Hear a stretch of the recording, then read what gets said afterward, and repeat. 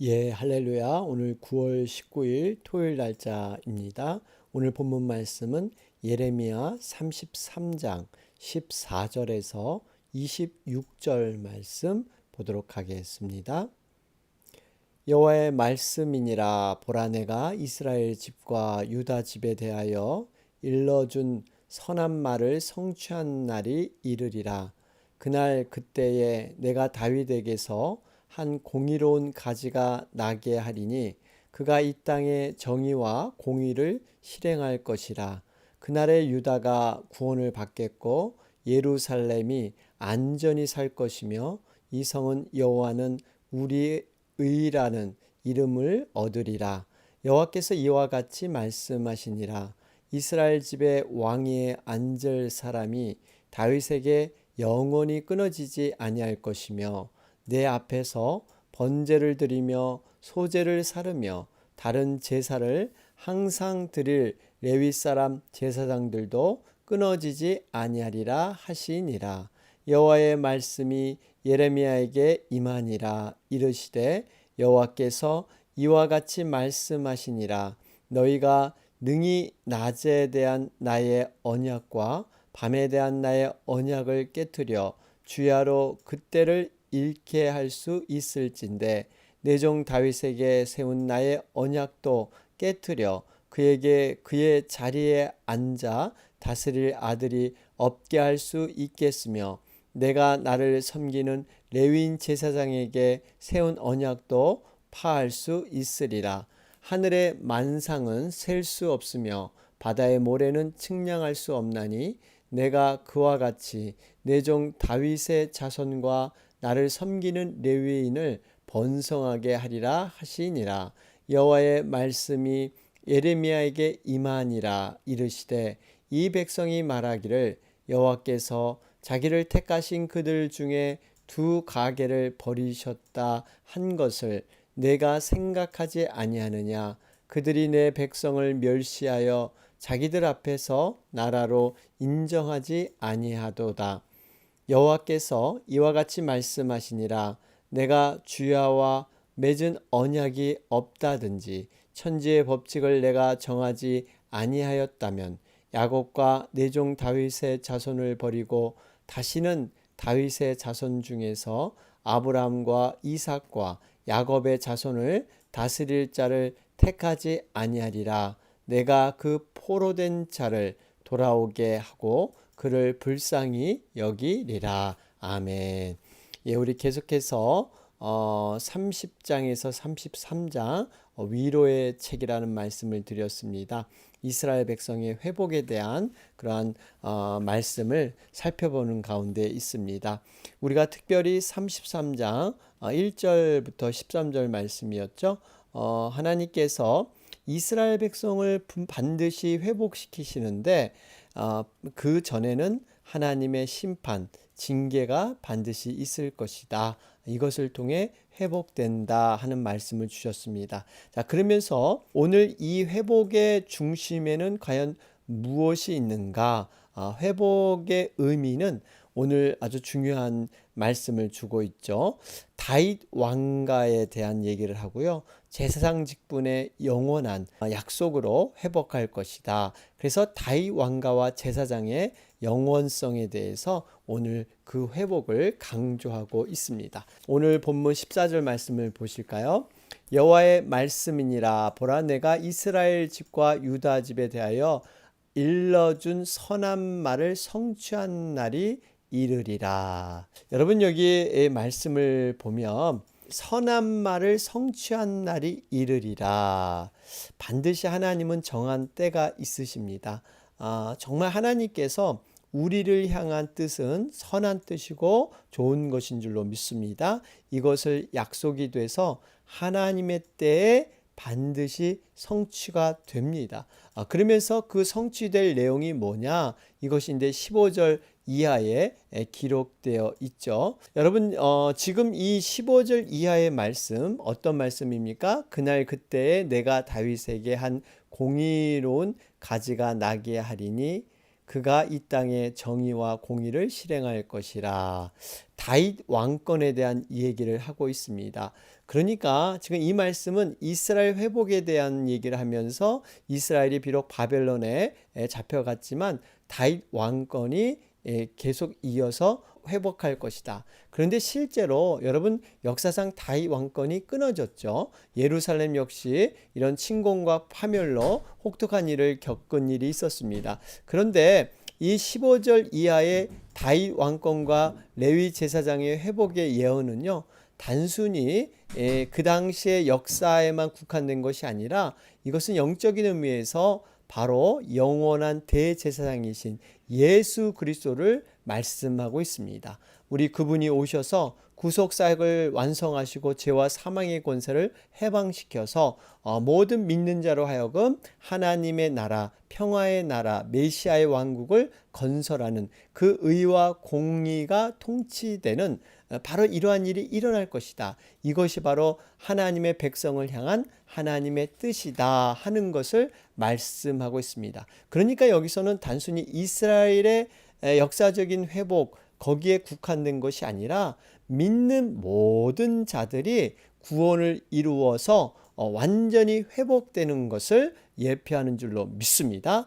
여러분, 이 하나님의 약속, 바로 이 약속이 우리 믿는 자를 통해서 완전히 회복되는데요. 그러나 분명히 기다려야 할 때가 있는 거죠. 성취한 날이 이르리라.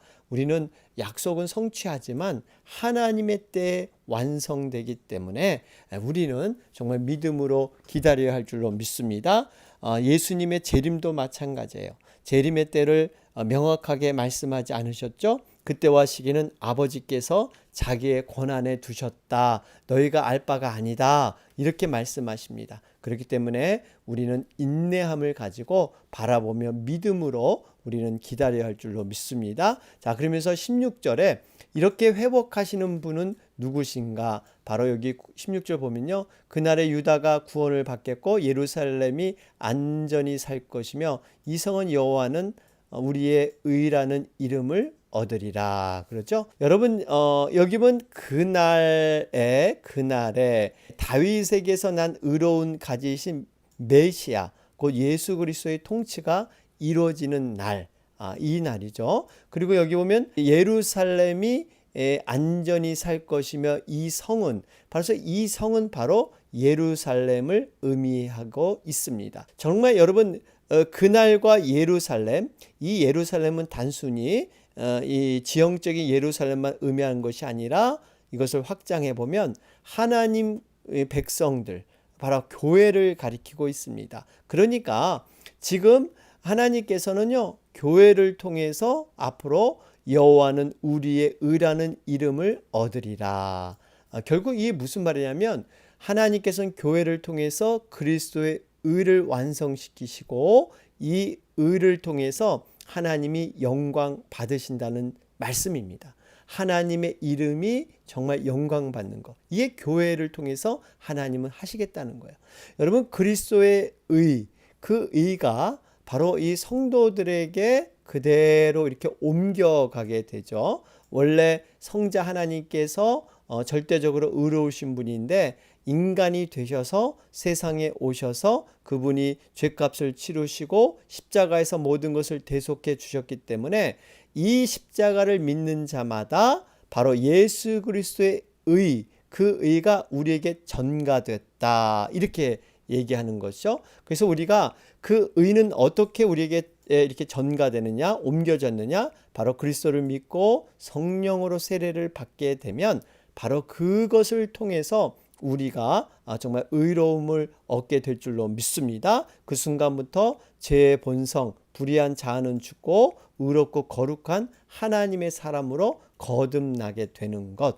여러분, 이것이 바로 우리들이 모인 교회를 통해서 하나님께서는 그 의를 완성하고 있다는 사실입니다. 그렇기 때문에 우리들이 앞으로 해야 할 일이 무엇일까요? 우리는 의로운 자로 새롭게 세워졌기 때문에 그 신분에 합당하게 살아가는 것입니다. 죄를 멀리하고 의를 가까이 하는 삶, 결국 하나님을 가까이 하고 하나님 말씀에 순종하는 삶을 따라갈 때 여러분 우리 교회 공동체를 통해서 하나님은 의라는 하나님의 영광이 정말 그려지게 될 줄로 믿습니다. 그러면서 17절 말씀에 여호와께서 이와 같이 말씀하시니라 이스라엘 집의 왕위에 앉을 사람이 다윗에게 영원히 끊어지지 아니할 것이며 여기 보세요.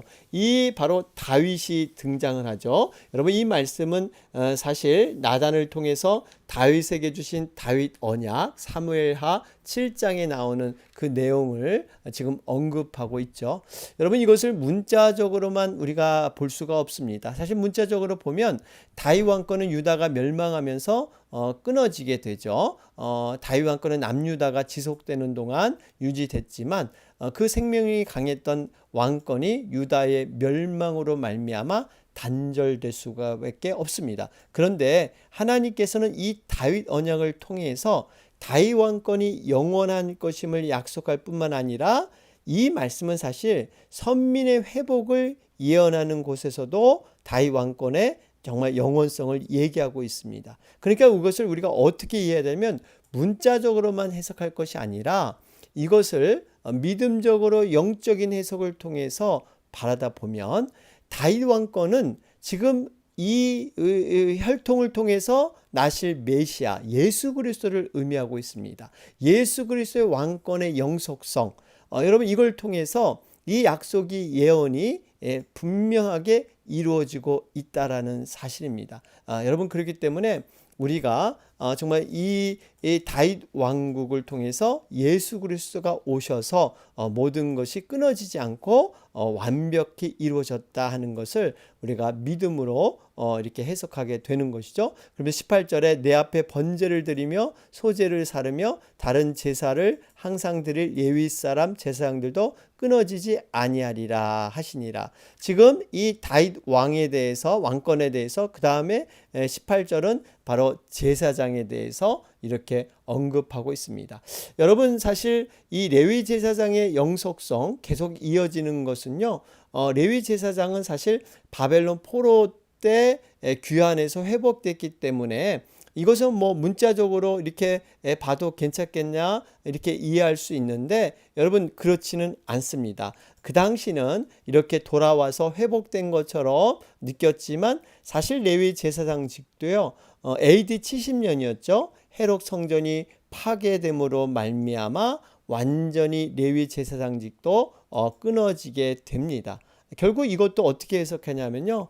이 제사장의 직분을 바로 예수님께서 그대로 이어서 수행하고 계시죠. 바로 예수님께서는 자신을 제물 삼아서 하늘 성소에 들어가서 죄인을 위해서 속죄 제사 이것이 바로 십자가의 의미이지 않겠습니까? 그러니까 지금 다윗 왕국이나 이 제사장의 이 모든 그러한 직분들이 끊어진 것이 아니라 예수 그리스도를 통해서 완성되었다는 사실입니다.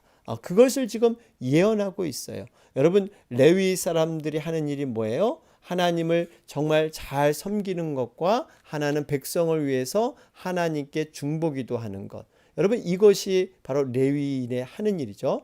그렇기 때문에 우리가 바로 왕 같은 제사장이고 정말 거룩한 백성으로 불렸기 때문에 왕 같은 제사장 우리가 바로 이 일들을 하게 되는 거예요. 다윗 왕권을 우리는 이어받았고 정말 이 제사장의 직분을 우리는 이어받은 자들입니다. 그렇기 때문에 우리가 해야 할 일이 뭡니까? 하나님을 전심으로 섬기면서 다른 사람을 중보하는 일, 그리고 하나님과 다른 사람을 이렇게 연결하는 중매쟁이. 여러분 이것이 바로 성도들이 해야 될, 우리들이 해야 될 그러한 사명인 줄로 믿습니다. 바로 예수님이 하신 일을 우리는 닮아서 쫓아가는 것. 여러분 이것이 제자들의 삶이지 않겠습니까? 자, 그러면서 지금 이제 19절부터 쭉 보면 26절을 보면요.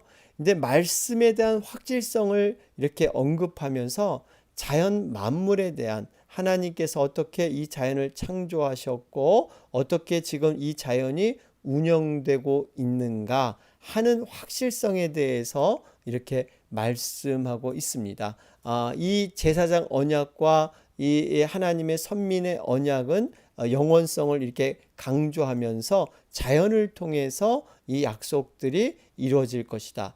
왜냐하면 이 당시대로 돌아가 보면요, 사람들의 대다수가 정말 유다 백성의 하나님의 약속에 대해서 많은 의심을 했습니다. 왜냐하면 예루살렘은 절대 함락하지 않는다는 생각에 많은 사람이 빠졌었죠. 그들은 예루살렘은 절대 무너지지 않기 때문에 바벨론의 끝까지 우리는 결사항전 싸워야 된다. 이렇게 하는 사람들. 그런데 이들과 달리 한 부류에서는요, 예루살렘 멸망이 돌이킬 수 없는 사실이다. 이것을 받아들이는 그런 사람들이 있었죠. 절망하고 낙심하는 사람들이었습니다. 물론 이것이 예레미야의 가르침이긴 했지만 그들이 정말 회복까지 그 믿음을 받아들여야 되는데 단순히 그냥 무너진다. 그런 곳에 절망과 낙담으로 멈춰 있었습니다. 이들에게 정말 이러한 하나님의 회복의 약속, 지금은 심판이지만 이렇게 회의에 빠진 사람들에게 주시는 그런 말씀이 바로 19절 이하의 말씀인 것입니다. 이 말씀의 내용은 이런 것이죠. 하나님께서 이 자연을 만드셨어요. 이 자연을 가만히 들여다보면 아주 신실하게 영원히 폐지하지 아니하는 어떠한 법칙 속에서 섭리 가운데 자연이 움직이고 있다는 것입니다. 여러분, 이것은 결국 이 자연을 만드신 분은 하나님이신데 만든 그 피조물 자연이 이렇게 정말 어떠한 법칙에 의해서 확실한 약속에 의해서 지금 돌아가고 있다면 하나님, 그것을 만드신 하나님은 당연히 약속을 지키시고 신실하시게 정말 하나님의 법칙 안에서 움직이고 계시다 하는 것을 말씀하고 있습니다. 여러분, 이런 원리를 이해하세요? 그러니까 그 하나님께서 반드시 이 자연이 신실하게 그러한 법칙의 원리에 따라서 돌아가듯이 하나님도 그 약속에 따라서 반드시 성취하시고 이루신다 하는 것을 지금 말씀하고 있습니다. 결국 하나님께서 이 자연을 무엇으로 만들었습니까? 하나님의 입의 명령이죠. 말씀 하나로 이 자연을 만드셨어요. 그러니까 하나님의 입에서 나가는 모든 것들은 반드시 이루어진다. 자연이 그걸 보여주고 있는 겁니다. 여러분, 하나님께서는 자연을 만드시면서 그 자연 속에다가 자신의 어떠한 성품, 자신의 그러한 영원성, 자신의 어떤 법칙, 이런 것들을 자연에 숨겨 놓으셨어요. 그래서 자연을 가만히 관찰해 보면 하나님의 존재를 알게 할 뿐만 아니라 하나님은 어떠한 분이신가를 깨달을 수 있도록 그 자연 속에 자신의 성품과 여러 가지의 그런 모습을 숨겨 놓으셨습니다. 그렇기 때문에 우리가 자연을 가만히 관찰해 보면 하나님에 대해서 우리가 이해할 수 있는 것입니다. 자, 그런 가운데 특별히 여러분 20절 말씀을 한번 보실까요? 우리 20절 말씀을 보시면 여호와께서 이와 같이 말씀하시니라 너희가 능히 낮에 대한 나의 언약과 밤에 대한 나의 언약을 깨트려 주야로 그때를 잃게 할 수 있을진데. 여러분, 이 20절 그리고 24절 말씀 한번 볼까요?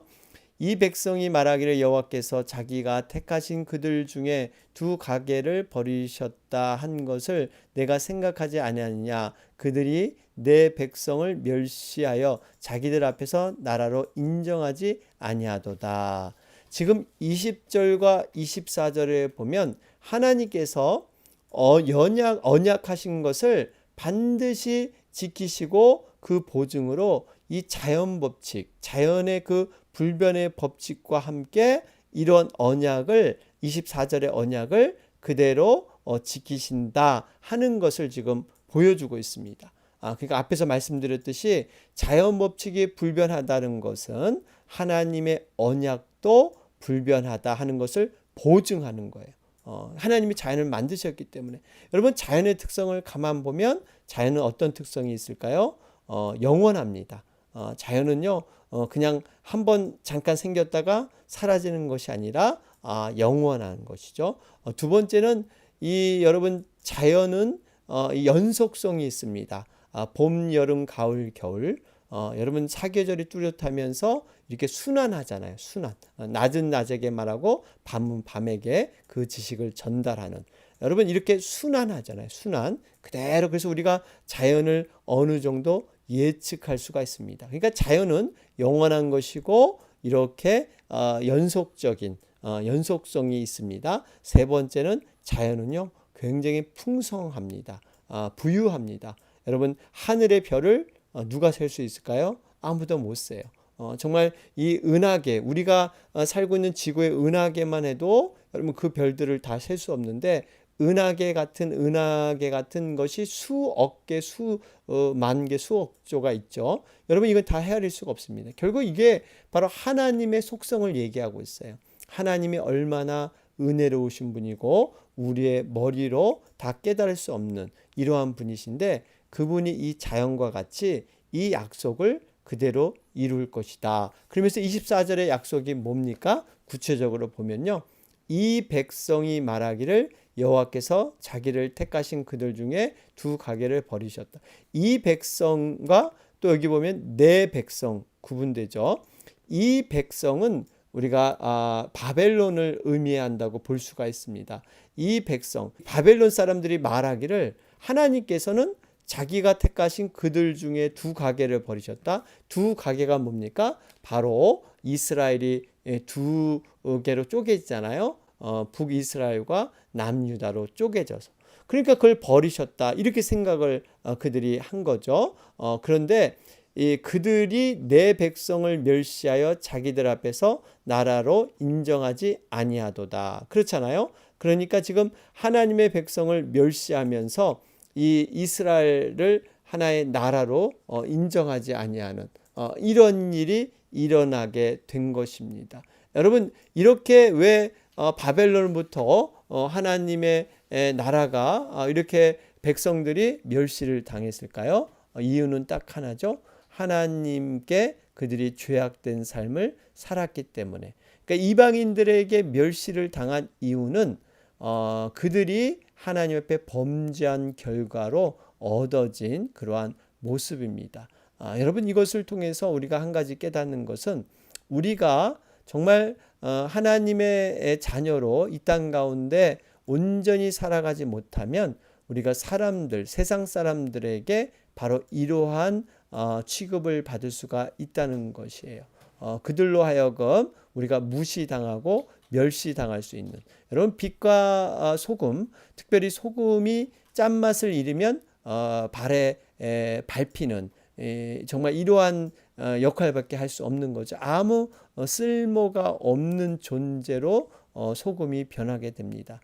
소금이 차라리 흙이면 나은데 소금은요 짠맛을 잃으면 아무 쓸맛이 없는 존재가 되는 거죠. 어떻게 보면 바로 우리들이 그러한 모습으로 전락될 수 있기 때문에 우리가 하나님 앞에 온전한 삶을 살아야 될 줄로 믿습니다. 자, 그러면서 이제 정리를 해보면요.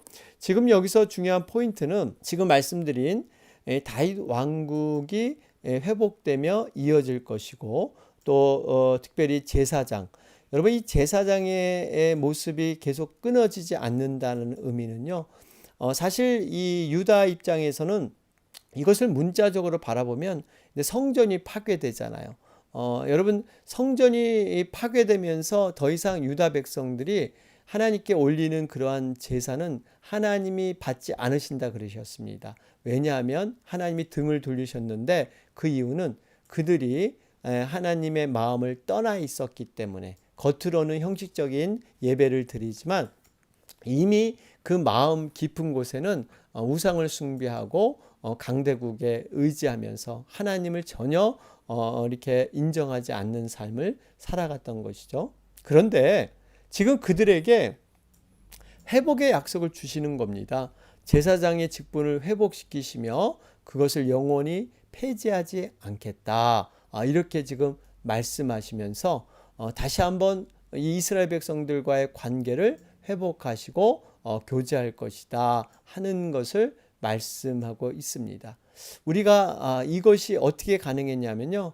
예수 그리스도의 그 십자가로 인해서 바로 이러한 모든 것들이 가능한 거예요. 과거에는 이렇게 하나님이 등을 돌렸지만 예수 그리스도의 그 대속의 십자가로 인해서 우리는 하나님 앞에 담대히 정말 은혜를 붙잡고 나아갈 수 있는 존재가 된 줄로 믿습니다. 그렇기 때문에 우리가 지금 이 회복된 이 예배, 지금 제사장 직분을 통해서 영원히 폐지하지 않겠다고 해서 다시 한번 회복한 예배, 이것이 얼마나 우리에게 소중한 것인가, 하나님을 섬기고 얼마나 이 예배의 삶이 우리 인생 가운데 정말 중요한 핵심의 그런 자리에 있지 않나 하는 것을 돌아보게 됩니다. 우리가 예배의 길이 막히게 되면, 그 통로가 막히게 되면 모든 인생이 메스업되고 절망적인 상황을 우리는 맞이할 수밖에 없습니다. 예배를 통해서 하나님과 영원한 그런 소통이 되고 우리가 대화가 가능한 것이죠. 여러분, 그렇기 때문에 정말 우리가 예수님을 통한 모든 그러한 것들을 회복하시고 성취시키는 하나님의 그 언약은 반드시 예수님을 통해서 완성되었다는 사실입니다. 오늘 이 말씀을 우리가 붙잡고 우리가 다시 한번 예수 그리스도의 그 십자가의 능력, 그것만이 우리가 살 길이고 우리가 바라봐야 될 믿음의 대상이다 하는 것들을 돌아보게 됩니다. 자, 오늘 말씀 붙들고 이 시간 기도로 나가도록 하겠습니다. 우리 내일 주일 예배가 있습니다. 특별히 27일 날 우리가 10시에 또 오픈 예배 우리 교회 뜰에서 함께 여러분 성찬식과 함께 예배 드리기 원합니다. 여러분 위에서 함께 기도해 주시기 바랍니다. 다 같이 기도 드리겠습니다.